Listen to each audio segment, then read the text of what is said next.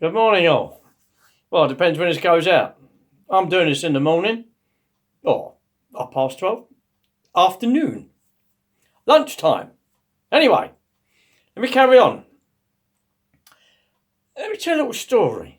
I've been when I'm working on stage and when I'm talking in a longer thing, I'm classed as a motivational comedy speaker because I can rattle off real funny stories, which we need to do, especially in a crisis like we're involved at the moment. But I want to tell you another story.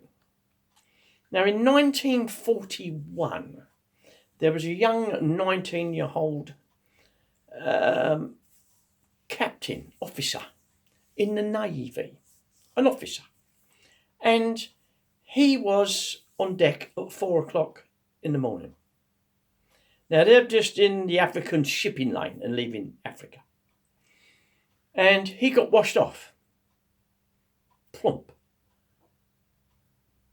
No life-saving equipment. And he knew that no one would know whether he'd gone or not till 8 o'clock in the morning. So there he is, freezing cold water.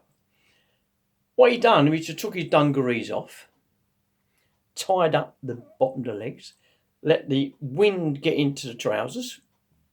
They come up like a small lifeboat, so he could float and just hang there. Now, this boy knew nothing about nature's power, but as I've said previously, is that us young people, not me now, but youngsters, nature looks after them, especially the ones that have had a normal upbringing, but they will look after them. So this young lad knew nothing about nature's power, but as he is in this water and blown up the trousers as a life raft, he's saying he believed in God, this young man. Believing in God is the same as believing in nature's power. God is in every single one of us. If you want to believe in that, that's great. But you need to believe in something. Because if you don't believe in anything, you will fall for everything that's going. So believe in something. Have a belief that is stronger than anything else.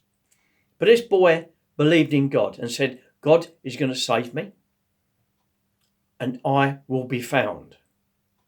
How that's going to happen, I haven't a clue. Because when I read the story, I haven't a clue. But the naval ship has gone. He's afloat, not in a shipping lane, so there's no ships going to come past.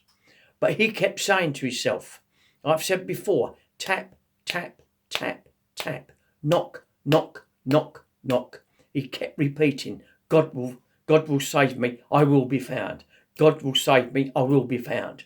Now the waves are quite big. He's getting salt water into his mouth. He's there. He kept saying every time, I will be found. God will save me. I will be found. God will save me. Under extreme pressure, freezing water. He kept repeating and kept repeating. And after several hours, he started to get tired. He started to feel weary because he's holding on to these floatable trousers and they're big waves and they're going up and down. Salt water in the mouth is going up and down. Can you imagine it?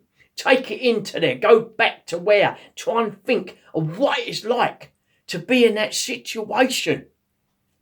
But he kept repeating. How many people would have given up by then and just drowned?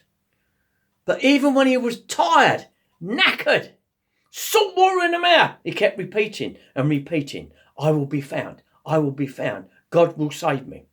Constantly kept doing that. Now, what's remarkable about this story, there was a captain of a cruise ship on the African shipping lane.